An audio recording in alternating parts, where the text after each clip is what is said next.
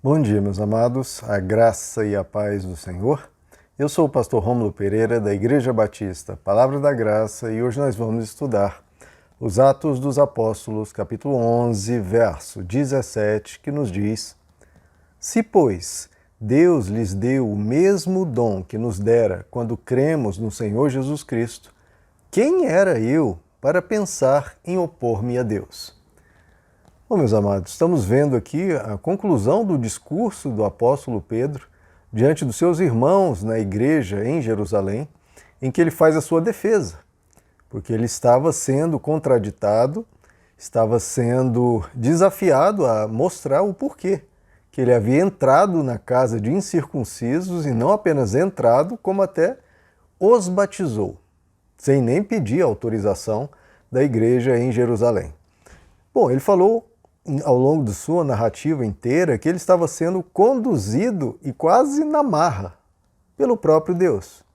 E chegou ao ponto que ele chegou à conclusão que ou ele se entregava ou ele teria que realmente resistir, se opor a Deus. E resistir a Deus, queridos, é claro, sempre uma derrota, né? É sempre uma tolice, é sempre um caminho errado, prejudicial aos outros, prejudicial a nós também. E é interessante, né? Nós vemos isso, pessoas tão cheias do Espírito Santo, tanto o apóstolo Pedro, quanto todos os demais apóstolos e cristãos em Jerusalém, e todos eles tendendo a resistir a Deus. Isso tem que nos acordar, isso tem que nos ligar um sinal de alerta. Se esses que eram cristãos, que conviveram com Cristo por 3 anos e meio, receberam dons e um batismo espetacular do Espírito Santo, e realizavam milagres e viram tantas coisas grandiosas, ainda assim, eles resistiam muitas vezes ao Espírito de Deus, quanto mais nós, né, queridos? Então, realmente temos que se ligar um sinal de alerta e vermos se a gente, muitas vezes nas nossas ações ou nas nossas intenções, se a gente não está indo num caminho contrário ao caminho de Deus. Porque geralmente, o que o ser humano faz? Ele tem um objetivo, ele toma uma decisão e começa a orar a Deus por aquilo. E ainda fica às vezes revoltado, indignado com Deus, por que Deus não responde a oração, se eu oro, se eu sirvo na igreja, se eu faço isso, se eu faço aquilo, e aí quando eu peço uma coisa a Deus, Ele não me dá. Ora, um dos principais ensinos de Jesus é: seja feita a vossa vontade, assim na terra como no céu. É a vontade de Deus que tem que prevalecer, porque senão será prejudicial, novamente eu repito, prejudicial a nós mesmos. Nós temos que examinar se muitas vezes uma determinada direção nossa, a gente não está resistindo ao Espírito de Deus, resistindo a uma boa intenção de Deus, um bom projeto, um bom plano de Deus para nós. Então, tenha cuidado, ligue esse alerta aí, porque nem sempre a sua vontade é uma boa decisão. Muitas vezes não é. E o apóstolo Pedro, ao longo de todo o seu discurso, ele vai mostrando que não foi ele, a iniciativa não foi dele em chamar aqueles pagãos ao evangelho. A iniciativa toda foi de Deus. Então, muitas vezes as pessoas esquecem ao ler um livro da Bíblia, né? Ah, vou ler o livro de Isaías. E se perguntar para a pessoa, bom, qual que é o personagem principal do livro de Isaías, ou do livro de Êxodo, ou do livro... Enfim, qualquer um. A pessoa vai dizer, é Isaías ou é Moisés. Não. Queridos, sempre o personagem principal é Deus. Porque a iniciativa geralmente parte dele. Quem foi que libertou o povo de Israel da escravidão do Egito? Foi Moisés? Primeiro, a ideia veio de Moisés? Não, foi do próprio Deus que chamou Moisés lá na sarça ardente. Moisés estava lá pastoreando ovelhas e Deus o chamou. Então a iniciativa é de Deus. A ação no transcorrer ali dos acontecimentos é de Deus e o resultado final é por intervenção de Deus.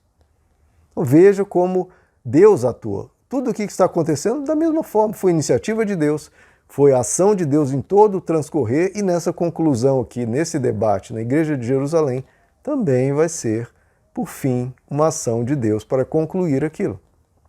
E eu acho maravilhosa essa pergunta do apóstolo Pedro, né, que ele faz: quem sou eu para resistir ao Espírito de Deus? Quem sou eu? E veja, ele está falando do apóstolo que conviveu com Jesus durante todo o seu ministério. Ele era considerado apóstolo, um dos principais líderes de Jerusalém, um dos primeiros cristãos, aquele que pregou as 2 primeiras vezes lá em Jerusalém, converteu 3.000 pessoas em um dia, 5.000 em outro dia, foi a pregação do apóstolo Pedro. Mas ele mantém essa humildade e diz: quem sou eu? Quem sou eu? Porque essa é uma pergunta que a gente tem que se fazer. Quem sou eu para achar que eu sei o que é melhor para a minha vida? Quem sou eu para, de repente, resistir a uma ação de Deus na minha vida? Quem sou eu? E a gente se revolta, se indigna, fala: ah, Deus, parece que a gente fala: ah, Deus, você não sabe o que você está fazendo. E essa é uma pergunta maravilhosa, queridos, e que, com o passar do tempo nosso de caminhada com Cristo, e quanto mais, às vezes, a pessoa sobe na hierarquia, ali nos cargos eclesiásticos, aí que essa pergunta vai sendo varrida de baixo para o tapete, a prejuízo nosso. A gente tem que se perguntar: quem sou eu? Quem sou eu para dizer o que Deus pensa? A maioria das pessoas diz: não, tal pessoa vai para o inferno, não, tal pessoa vai para o céu. Ou então, às vezes, perguntam: pastor, será que aquela pessoa vai para o céu? Gente, quem sou eu? A gente tem que se perguntar: quem sou eu? Quem é você para dizer uma coisa dessa? Inclusive, Jesus proibiu esse tipo de análise na parábola do joio e do trigo. Não é para dizermos quem é joio e quem é trigo. Nós não sabemos. Não sabemos o coração da pessoa, não sabemos o amanhã, não sabemos, né, o subjetivo da alma da pessoa em contato com o Espírito de Deus, não sabemos o momento, a madrugada daquela pessoa acordada, com insônia, falando aos céus. A gente não sabe nada, irmãos. Então a gente tem que perguntar: quem sou eu? Quem sou eu para fazer uma afirmação desse tamanho? E as pessoas muitas vezes têm preocupações: mas pastor, como é que funciona a predestinação e livre-arbítrio, ou isso ou aquilo? Irmãos, quem sou eu? O que a gente tem que fazer é cuidar da nossa vida, o que nós temos que fazer é melhorar a cada dia, o que nós devemos fazer é aprender o Evangelho e praticar o amor. Agora ficar falando como que Deus opera, né? Aquela coisa, né? É dicotomia ou tricotomia? O ser humano tem corpo e espírito, ou corpo, alma e espírito? Irmãos, quem sou eu? Para que diversos debates teológicos que não produzem nada a não ser rixas? Em vez da gente ter essa humildade de dizer: quem sou eu? Eu não tenho condições de saber isso. Ah, pastor, será que no céu vai ser assim, vai ser assado? Será que nos últimos dias vai ser assim, vai ser assado? Irmãos, quem sou eu? Quem sou eu? O que a gente tem que fazer é: Senhor, cumpra-se a sua vontade e me ajuda a entender a tua vontade e me ajuda a ir na direção da tua vontade. Pessoas ficam querendo saber, né? Como se diz, como que o anjo, será que o anjo respira, não respira? Irmãos, quem sou eu? Pastor, como é que acontece a trindade? Como é que ocorre isso? O que é que existia antes da criação do universo? Irmãos, quem sou eu? A gente não conhece nem o nosso universo que está diante de nós, a gente não conhece. Você conhece toda a física quântica que envolve, né, até mesmo essa cadeira, ou como funcionam os neurônios do seu cérebro? Até hoje o ser humano não sabe e a gente quer entender Deus? Queremos dizer quem é Deus, perscrutar e fazer uma dissecação de Deus, quando a gente não consegue fazer isso nem com seres como nós, tão minúsculos. Quem sou eu? Que a gente reconheça, irmãos, com humildade quem nós somos.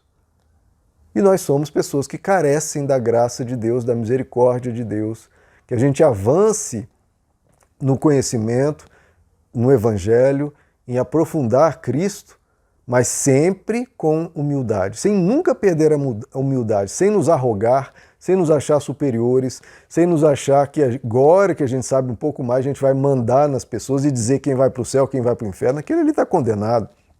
Irmãos, por favor, vamos sempre ter a humildade. Então o apóstolo Pedro teve essa humildade e ele simplesmente diz: como que eu posso recusar o batismo a quem Deus batizou com o seu Espírito? Como que eu vou chamar de impuro quem Deus purificou diante dos meus olhos, quem Deus encheu com a sua linda presença?